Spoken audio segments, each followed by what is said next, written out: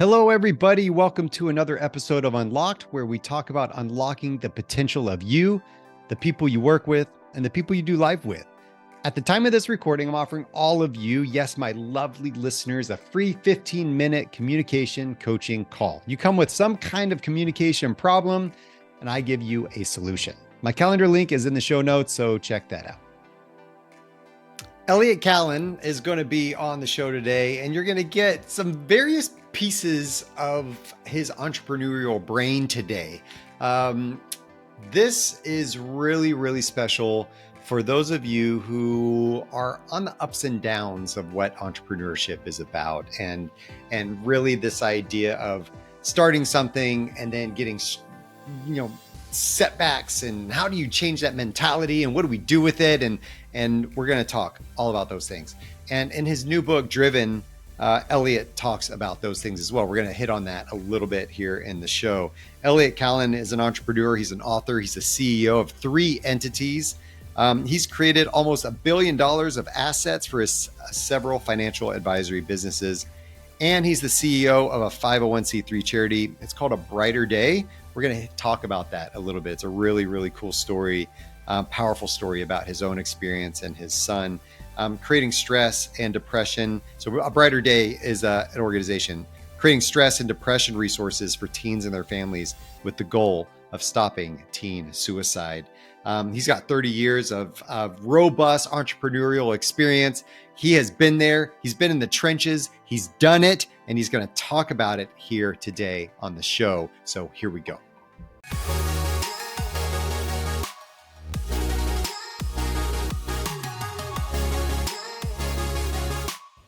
Elliot, you ready to rock this thing with me? Scott, great to be with you. Thank you so much. Cool. Let's do it. Okay. So you have a little bit of experience in this world of leading teams, leading companies, and starting things. So tell us a little bit about that. Great, Scott. Thanks so much for having me on.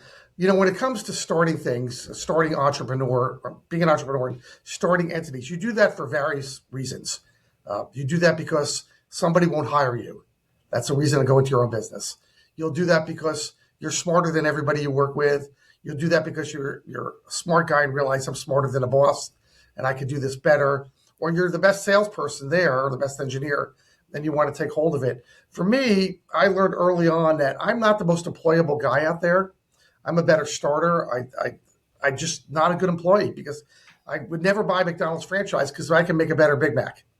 And so that's not a good franchise owner. So I learned early on, I started a couple companies in the 80s and the 90s, and I sold them both.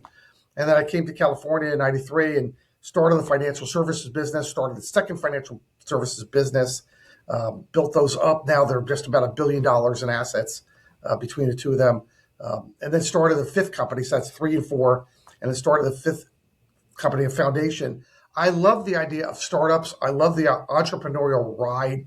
It is anything but smooth, so that's not made for everybody. It's not a perfect road. I am very imperfect, and my ride has been exceptionally imperfect. I'm so shocked of how imperfect it's been. I can't even get over that sometimes, that it's anything but straight. Sometimes backwards, and I try to tell that, Scott, to entrepreneurs and to business owners that going backwards is just part of the ride. It's not, you're not always going forward. Sometimes you got to take one step back to go 2 steps forward. But sometimes, Scott, entrepreneurs and business owners, especially when it comes to financing and growth, sometimes they have to take 2 or 3 steps back to take 1 step forward again. And that's just part of the ride. That's good management. And then surrounding yourself with good teams. It's just been part of my life. But why do I have to keep taking steps back, Elliot? It's so annoying, right? I've been entrepreneur and in this space now since 2010-ish, so 14 years now, and it is up and down all the time, around in circles. It's never like flat and consistent, It's never the 10-year chart on the Dow when you look at a stock ticker, right? It's not like this thing that just looks like this. It is more like the daily ticker on the Dow, right? It's ups and downs and craziness all the time.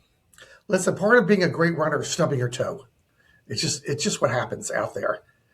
And so for entrepreneurs, every business is different. Some entrepreneurs, as they grow, and I experienced this when I was young, my growth rate was so high that I was consistently running out of capital, running out of cash, and I didn't understand it. I was too young to understand that world, and that's where I stubbed my toe. In the second world, I saw that things just started to crumble around me, and I needed to make a big change in my life and sell off the assets of what I had at that point. These just happened. And then in my financial career, businesses 3 and 4, you're growing all the time. And if you're not growing, you're going backwards. And you're dealing with clients. And, I have to deal with the whims of the stock market, the markets, and they go up and down. And so my clients' emotions go up and down with them. And so do yours, Scott. And so does every business owner. Receivables are up. I'm feeling really good unless I'm running out of cash, and then I'm feeling really bad.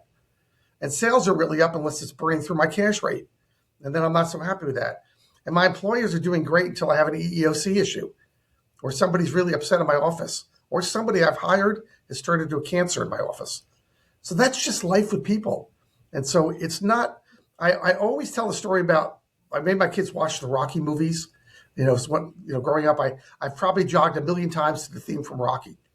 And I used to make them watch it. And my kids walked away with that same phrase every time. Dad, it's not how many times you get knocked down. It's how many times you get back up.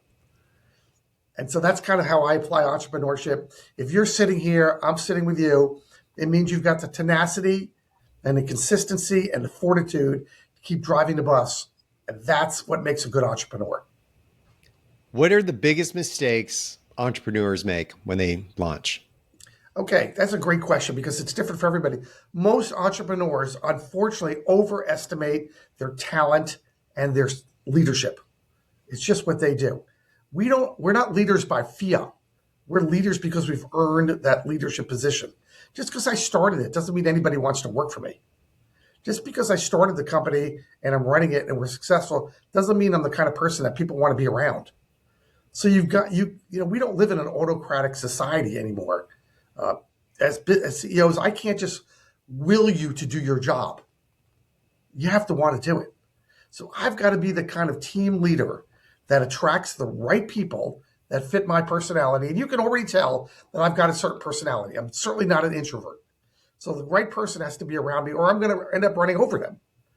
And the wrong person is going to hate me. They're just going to hate me. Like, oh God, does he ever shut up?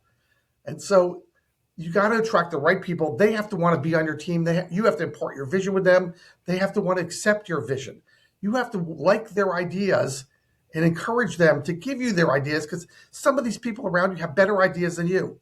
And then you've got to hire to your weakness, not to your strength also. So if you're really good at sales and marketing, but you stink at cash management, hire a controller or a CFO.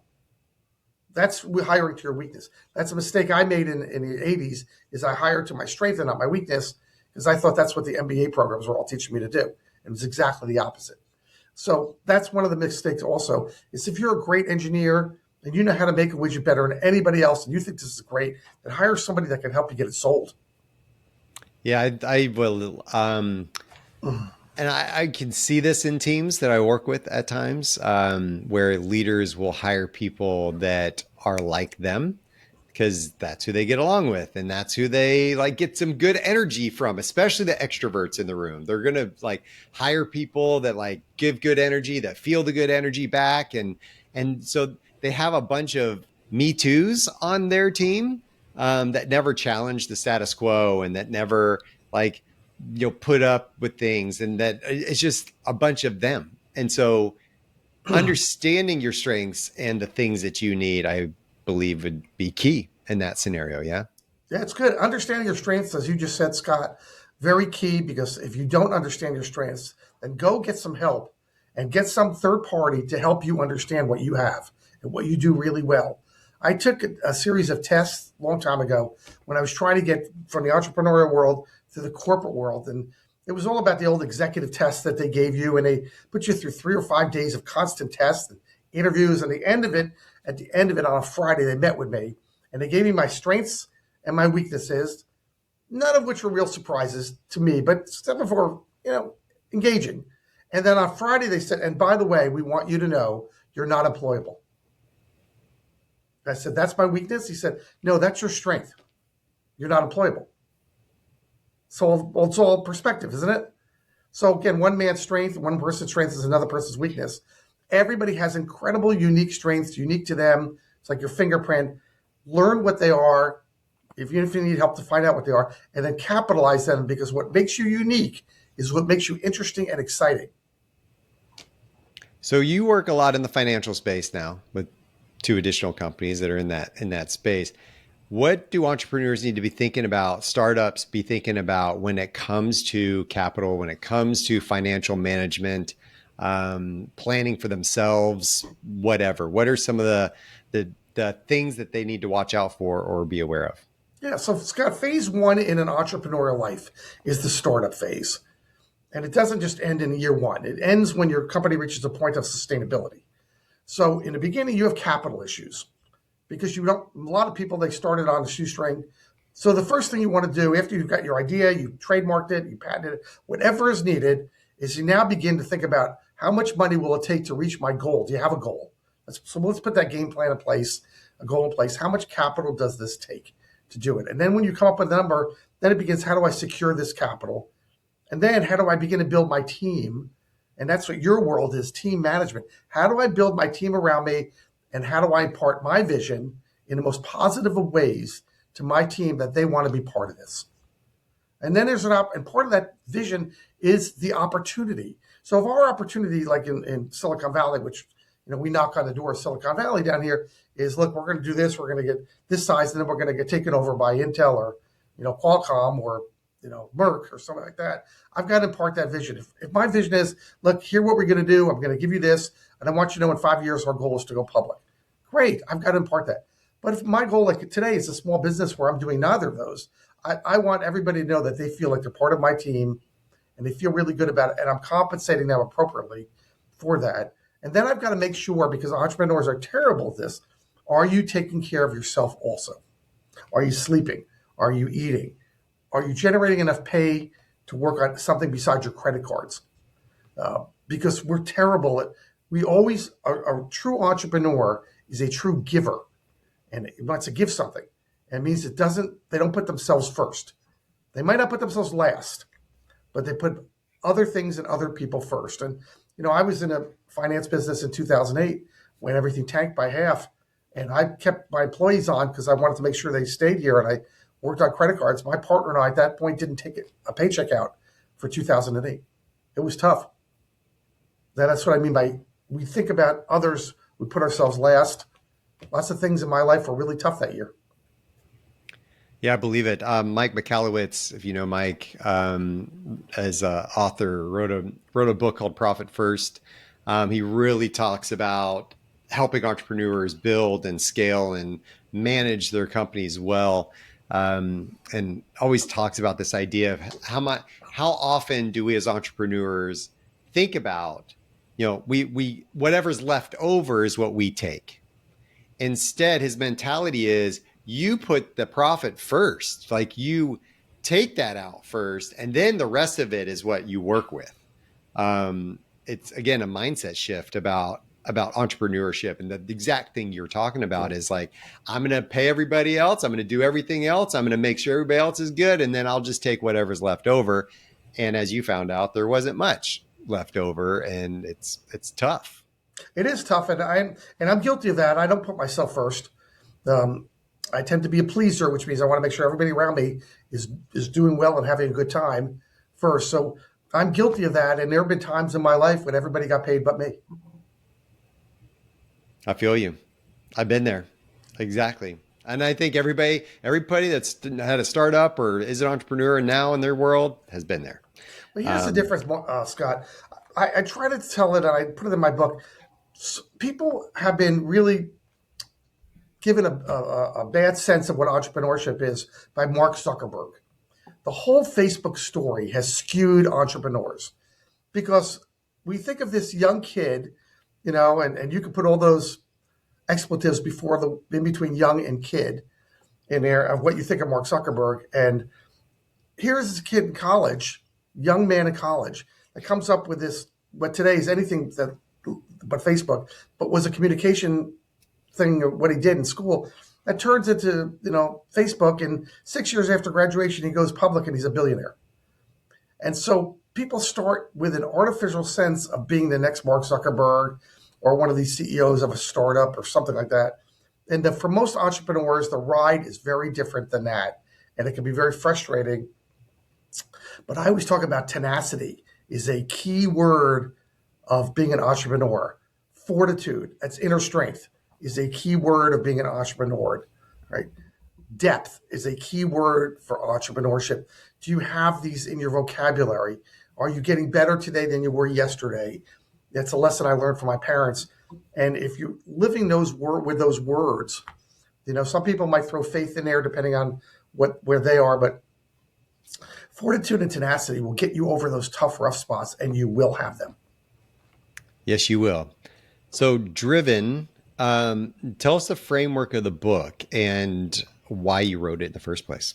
Okay, it's a book that I wrote because I've been wanting to write a book for a long time. I hooked up with a friend of mine, and we did basically half the book, each one of us, Driven by Elliot Kallen and Adam Torres. And it's on Amazon. It's a bestseller. Thank you for bringing it up. I wanted to tell the story that I'm telling you now, the entrepreneurial success story. I wanted to talk about the pillars of success, which really are in three phases. The entrepreneur phase that we just talked about, the middle phase, you get comfortable and wealth is building. And the third phase is, okay, now what are you going to do at the end of your career, at the end of your life? Because people don't really imagine that until they get to it. And then you might be late in that game. Everybody has an estate plan, whether you're alive or not. It just might be death, but you're going to have an estate plan. And so we talk about that. And I talk about my story, which has personal tragedy associated with it, which has a couple of big backward steps, but it's the idea that, I make more money today in a year than my dad made in a decade. I mean, it's amazing how much has changed here. And so I tell that story. That didn't happen overnight. I'm not an overnight success by any means, and most people are not. And I thought that story needed to be heard. A lot of great tips in that book. What is something that sticks out to you about the book, though? Like, what is a section of it? Can you relate something back to us that's kind of a central theme or a story within the book that really exemplifies what you're talking about? Well, I really, I mentioned the words fortitude and strength and character. And I'm a big fan of character counts. It matters. Who you are matters. You don't need to be perfect. You just can't be wildly imperfect. Because as humans, we like to shoot ourselves in the foot on a regular basis. So we take our success and then we shoot ourselves in the foot, and we do these self-destructive things. And, entrepreneurs are humans. We can be very self-destructive and ruin our entire career with a stupid move in marriage, which causes a divorce, which causes you to sell your company to pay off your ex-spouse, and lots of stupid things that we can do in that. But my thing was, and I put in chapter 6, was all about overcoming personal tragedy. So personal tragedy for you might be losing your parents. Personal tragedy might be overcoming cancer, your spouse or family member overcoming cancer, the ordeal that you went through. So you're trying to run a company and get your kid over to the Mayo Clinic. Some people have to go through that, or Shriners or whatever. And that is overwhelmingly 24 hours a day. You're not going to sleep because those are real life obstacles. But if you're running a business and you've got people depending on you, you have to overcome that and still do that. So I put that in there. I had to overcome it because I have a son who was a sophomore at the University of Montana who committed suicide. So he took his life. And, that set me wildly back mentally, emotionally. It creates a hole in a parent's life that it's almost unable to fill, just overwhelmingly sad for a period of time, but you still got to move forward. And everybody who works for me, and I've got, 55 advisors in one side and 6 in the other, these advisors, they didn't really, they cared about me, but they didn't care about me. They cared about themselves first. And my job was to keep this company going. And thankfully and luckily, and, knock on wood or my computer or my head, whatever you want to knock on, we were able to keep this going and thrive in spite of so much adversity and turmoil. That's huge. Because you will experience some kind of episode in life during your entrepreneurial journey. And it's not like when you have a corporate job and something tragic happens, you have PTO, you have a boss that's very understanding, you have people that can backfill. There's a lot of opportunity there for backfill and whatever. When you are the thing running the company, maybe you don't have a team of 60 people, maybe it's you and two other people, but you can't necessarily afford to take 2 weeks off to do certain things, 3 weeks off and do that. And how do you do that? How do you like push in something that's so tragic and as something like you experience and keep pushing beyond that? Like what is that secret? Oh, I don't know if I have a great secret there, except for inner strength. Um, I could tell you that I took a week off. I came back to work, and I stared at my computer screen every day. And then I would go talk to my staff. Sometimes I just go to the bathroom and cry. Um, it was a really tough time for me. My children are my screensavers, which means I see him every day of the week. There are 4 screens across here. You can see this one, but there are 3 others right behind you. He's still my screensaver. Um, what we did to help this is I started the foundation to change lives, to create resources on stress and depression with a goal of stopping teen suicide. And that was a driver. I knew, especially based on his suicide note, I knew that we wanted to change lives, fix families, help them not experience what we did, that awfulness and dreadfulness that we did. And so when I came to work, first it was forming the foundation, and then it was building the foundation and coming up with vision and then trying to do it and talk to people.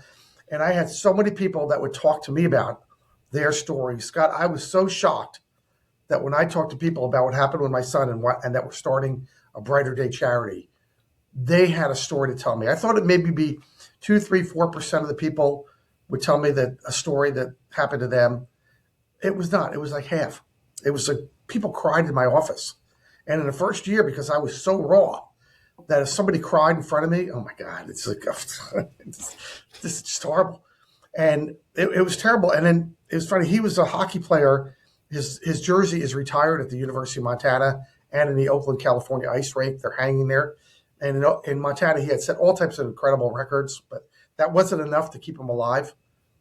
And so I tell that story that you have to do more. You have to find out what's really cooking with people.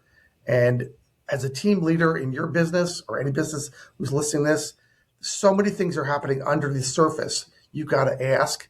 And people share to me stories all the time about their life. I'm just shocked all the time. We had somebody come to our holiday party at the end of the first year. So this is 11 months after he died. He came to our holiday party.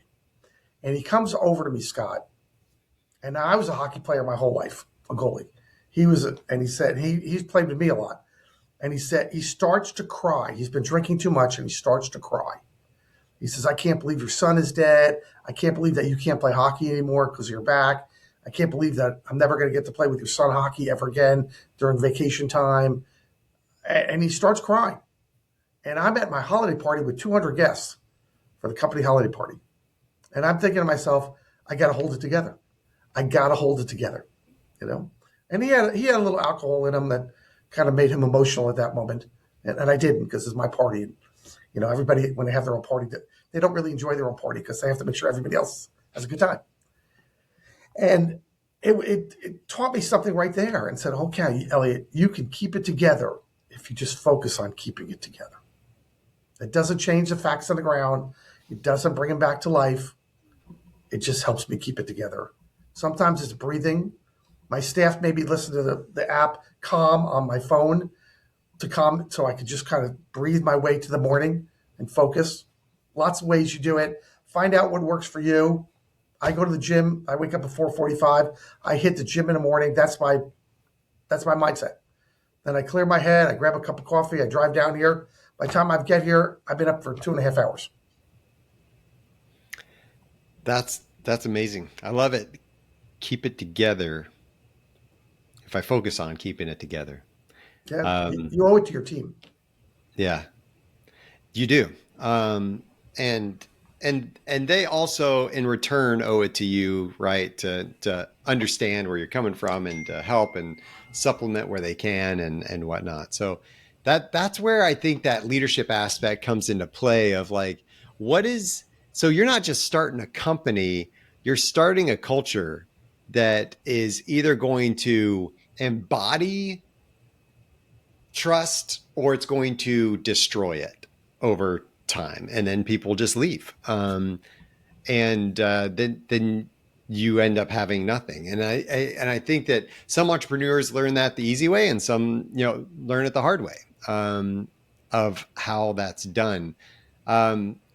Where do you think that falls in line when it comes to what you're building? Was that something you were intentionally thinking about when you're building your company, the culture you wanted to create, or is that kind of something that was an afterthought for you, and you've learned that, hey, that actually needs to be on the forefront of what you're thinking about? Well, I didn't understand. That's a really great question about culture. I did not understand that in my 20s at all. It took a little time to understand that I have a certain personality and the culture I want to build around that. I said earlier, and so it's on these companies, it's very deliberate now. On my early companies, it was by accident. And so I really believe that character counts. So for me, honesty and integrity are two very important words to me. Perfection is not one of those words, because if you think you need to be perfect, you're going to be disappointed your whole life.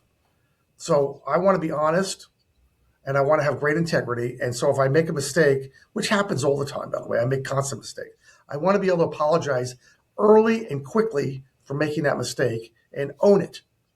So even with a client, when I make a mistake, and I'm in a money business, which means you can lose trust of a client if you make a mistake. And it could be as simple as you promised the money on Thursday and it didn't arrive till Friday. And they needed to close on their house on Thursday, and now they weren't able to. That's a huge mistake. And it might not even be your problem. It might not be your fault, but you have to own it. So listen, this happened. I don't know what to do. And so that trust, when that trust is lost, it's lost. You can't get trust back. It's a 5-letter word and it's gone for anybody. Same thing with friendship. If I don't trust you as a friend, you're not going to get it back. It's over. So integrity and character, trust is probably a subset of integrity in that. Own it, be it. And then people around you will want to own it and be it too. And when somebody makes a mistake, give them the opportunity to say, I made a mistake. Don't rip their head off, because then they'll never own it, because they're afraid of your wrath. And so my dad was somebody who was a small business owner, and he had a hot temper. And those were in the days of like Mad Men, when you could will to everybody what you want, and they have to listen to you. Your kids, your employees, everybody. That's certainly not the world we live in today. So when you did something wrong as a kid, he berated you, and he made you feel about that big at the end of the day. And then you would be crushed, and you wouldn't want to do anything with him. And he would say, I don't know what you're talking about, as if he forgot it. And and I've never forgotten that if you treat people that way, and he was a good person. I don't want to knock my father. A lot of things he did really well. That wasn't one of them. But when you treat people that they're beneath you, or they're a subset of you because of their title or their education, or let's face it, any other reason, because if you're looking for a reason to find some fault in people, skin color and sex and all, that's easy stuff. But personality, you got to dig a little bit. If you're looking to find fault, you'll find it. But if you're looking to find the good part of people and people that you've hired, which you better find the good part of them, or you should have hired them, then give them the opportunity to make a mistake, correct it, and move on to tomorrow. And it might cost you a client. It might cost you money. But if they can get better because of it, you might have given them a great lesson. Maybe. What would you say is your, I guess, final word of hope for anybody out there? They're like, they've started this thing, ups and downs. Is it worth it? Struggling, maybe on some days they're not, right? That keeps them in the game, but then other days they are. But you've done this multiple times in the nonprofit space and the for-profit space. What's your word of hope for those people? Strength. Be strong. And I want you to know that as an entrepreneur, the path you're on is hopefully the right path. You need to think it through, what those steps are to make sure it's the right path. But if it's not the right path, then you need to bob and weave and bend and take a step backwards and maybe put your company on the right path. Because you might be on the wrong path. You might be doing something that's totally wrong and you're too blind to see it. Or you might be one of those people that has an incredible vision and you just got to help share the vision and you're having a tough time doing that. But if you have the strength to see it through, the strength, so that would be my word, the strength to create that vision and share that vision and to accept the fact that your vision might need to be altered a little bit, put those fine lenses on, then good things will happen. Cool. I love that. I love that. Because it's like, it's strength outwardly, it's strength inward. It's that key phrase is powerful. So I believe that. I really think, I've been very fortunate in my life, Scott. I had two parents that were from the greatest. Well, my dad was greatest generation, born in 1915 and went through World War II and so forth. And as a small business owner, and he used to say all the time to me, his big imparting vision for me or statement was, nothing makes up for hard work. Nothing. So on my left shoulder, you might say my dad's little angel is saying nothing makes up for hard work. And my mother, who was an Auschwitz survivor in World War II in Europe, came here. Her thing was, you could do better today than you did yesterday. So those are my little schizophrenic voices I hear every day that say you could do better today and work hard doing it. Those are my drivers. Those are some good voices to hear, because there's other people in the world that don't hear such empowering voices over their shoulder. And those are some good voices that you get to hear. Great. My dad had a bad temper. My mom had her issues. At the end of the day, I don't really focus on that because it doesn't really matter. They're gone. I told my sister, who has big hang-ups with my parents, write something, go to the cemetery, read it, stop on it. You can't change anything. So change your life. And so for every entrepreneur who has the power within them to do better, then do better tomorrow. Well said, man. Elliot, great thoughts. Thank you for being on. Good luck with the book and good luck with building more stuff. Scott, thanks so much for having me on, and congrats on this very successful program. Don't worry about being perfect all the time. Worry about being wildly imperfect. You should probably worry about that, as he says. But I think it's that idea that we as entrepreneurs are going to struggle and we're going to learn and we are going to stub our toe. And that is how it's done. And I think creating a culture of vulnerability, of acceptance, of understanding is what that's about. And when we bring on people, when we bring on partners, when we bring on teams of people that want to work with us and for us, then how are we guiding that culture to help them understand who we are and us to understand where they are? They're going into this just like we are, and they're building this thing with us. And finding those special people is really important. As I started my design firm back in 2011, I was looking for those people, and I was lucky enough to find them. They were amazing people, and I'm so grateful for them. Strength, inner strength, outer strength, that key idea of just foster the strength that you're going to need to overcome the obstacles that are going to come in your way. It's going to happen. Just anticipate it and think about how you're going to break through and keep pushing beyond that thing. And then understand where you are in your journey. Be aware of that. What are your strengths? What are the things that you need to find other people for that are going to help make you even more successful in your journey?